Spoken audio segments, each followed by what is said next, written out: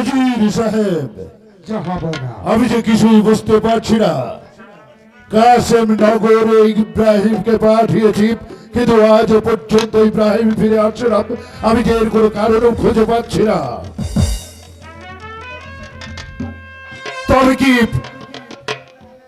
তবে কি সে পাণ্ডব সৈন্যদের হাতে পরাজিত হয়েছে? না মহারাজ, আমি জানি ইব্রাহিম জীবিত থাকতে কারো কাছে পরাজয় স্বীকার করবে না। তবে কি বুঝবো? ইব্রাহিম এখনো সেই শত্রু সৈন্যদের সাথে জয়ী হতে পারছে না। আমার মনে হয় ইব্রাহিম শত্রু সেনাদেরকে পরাজয় করে অবশ্যই ফিরে আসবে জাহাপনা।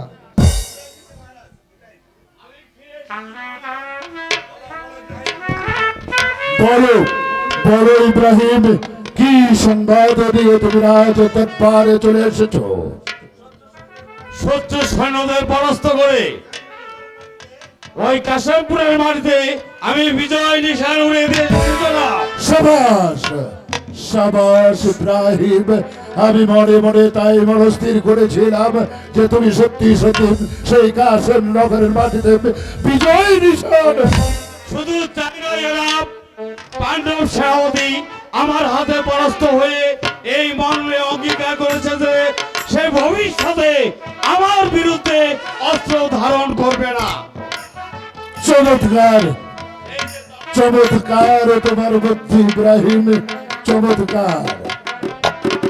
আমি বলেছিলাম না জাহাপনা, যে ইব্রাহিম যেমন সৎ সাহসী, তেমনি তার যুদ্ধ বিদ্যায় পারদর্শী, তাকে পরাস্ত করার মতো শক্তি এই পৃথিবীতে আর দু একজন আছে কি হতে আমার জানা নেই জাহাপনা।